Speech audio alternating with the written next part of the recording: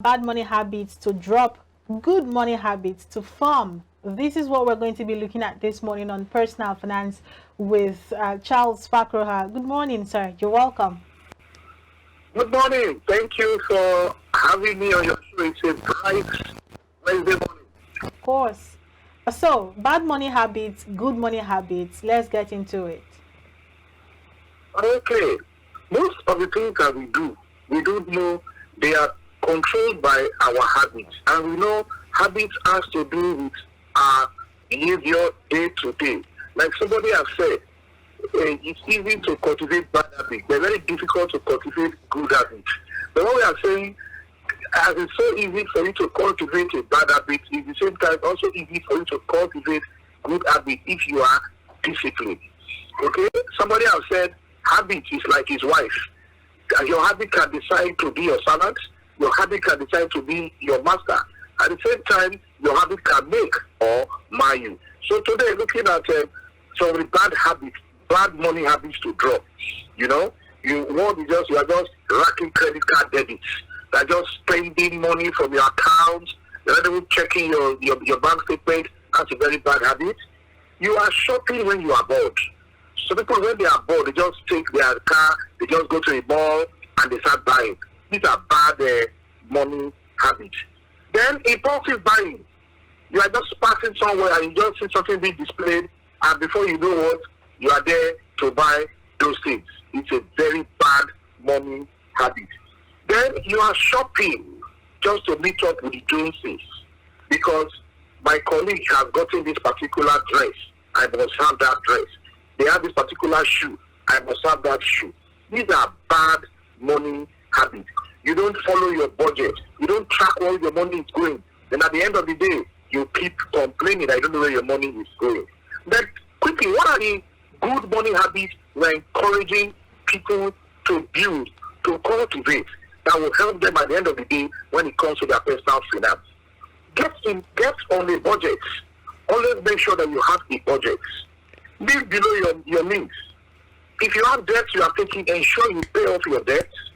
You know, automate your finances. As soon as you take your salary, have it. Hello? Yes, we can hear you. Go ahead.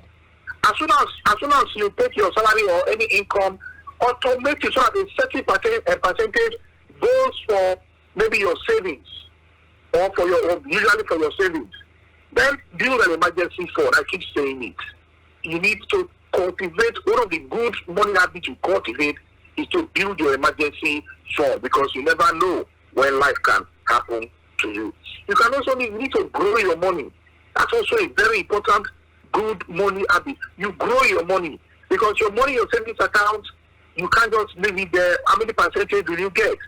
If you look at some investment, after you have looked at it very well, it's something you can do. You can invest in the stock market. You can invest in real estate depending on the amount of money you have. People are running away from insurance, but getting a car insurance, getting a life insurance is also a good money habit that you need to cultivate.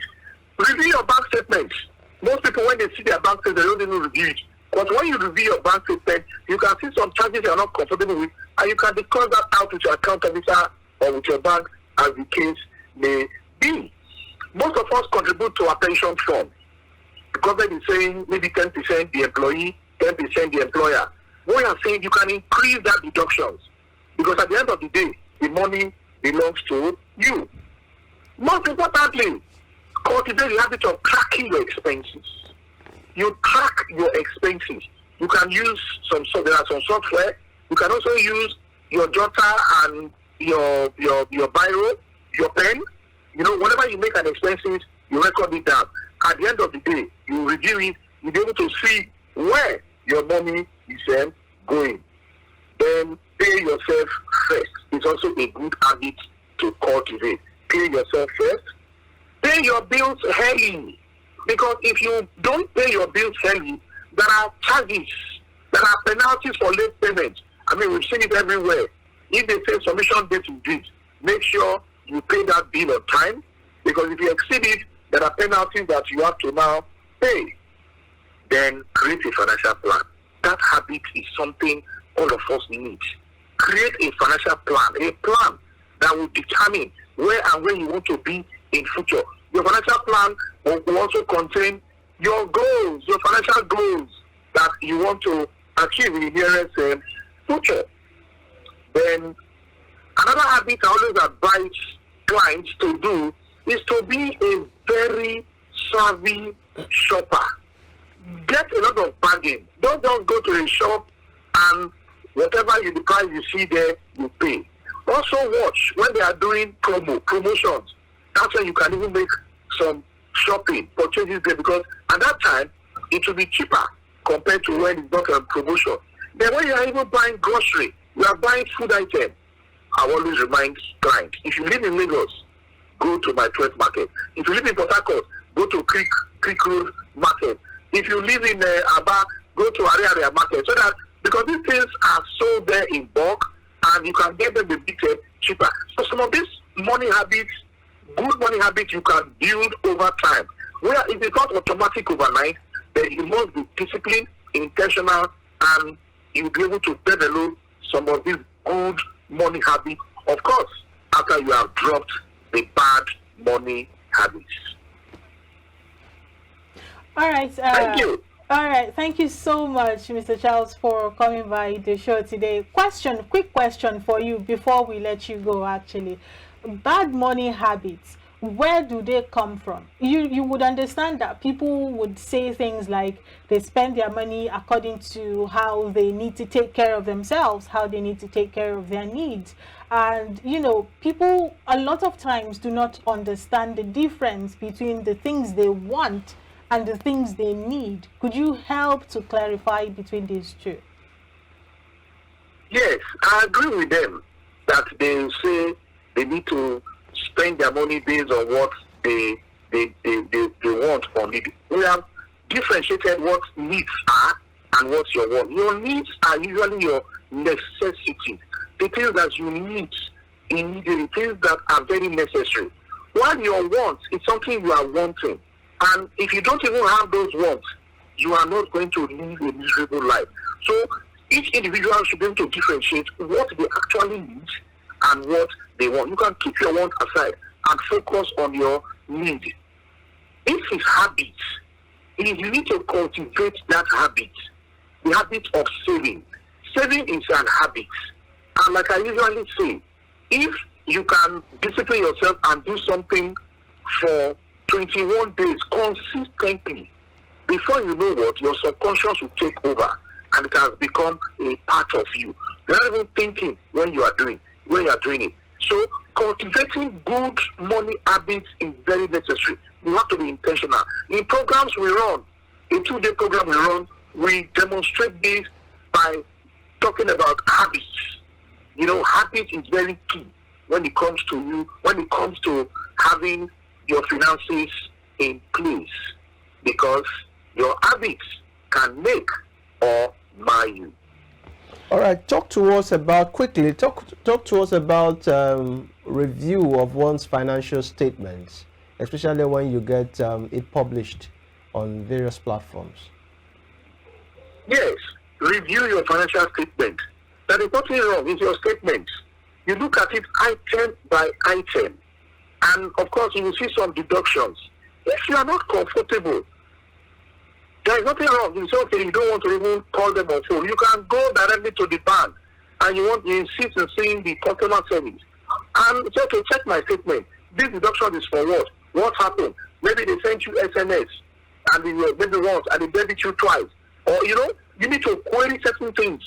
And if there are certain charges, maybe if it's a credit card or maybe it's a bank overdraft, and you say, no, this interest rate is too much, you need to criticize some of the items you see on your bank statement and try to clarify it with your account officer.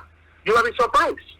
You can get a reduction in some of the charges that you see on that your statement. Now, what most of us do, we don't even look at the statement. We don't even care. You just say, okay, I have 500,000 in the account. Okay, I made a transfer. This is what I want to charge me. I've seen somebody who made a transfer, 10,000 naira. I don't know, maybe the bank wanted to charge 100, maybe 50 naira, then they went to charge 500 naira. And when he took it to the bank, they looked at it and said it was a mistake.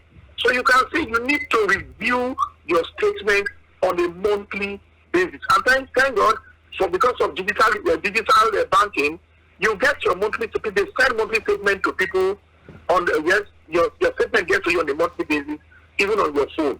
You can cross-check it, review it very well, and if you are not satisfied with certain items, you can take it up with them. All right. Thank you so much, Mr. Charles, for your time this morning. We really appreciate it. Thank you for having me. Your habits can make you, and at the same time, it can mar you. Thank you. All right. That you've heard it from the professional. Your habits can make or mar you. And of course, take time out to review your bank statements. I know someone who keeps receipts in his purse, in his wallet. You understand what I'm saying? Like, for every POS withdrawal, for every POS payment, for whatever, he gets receipts in his pocket. But that's one way of doing it. You just want to keep track of your finances and how you're spending your money. That is how also to make good money habits. Thank you so much for being a part of this segment. When we return, the beautiful Deborah will be here to tell us how it's buzzing on social media. Stay with us.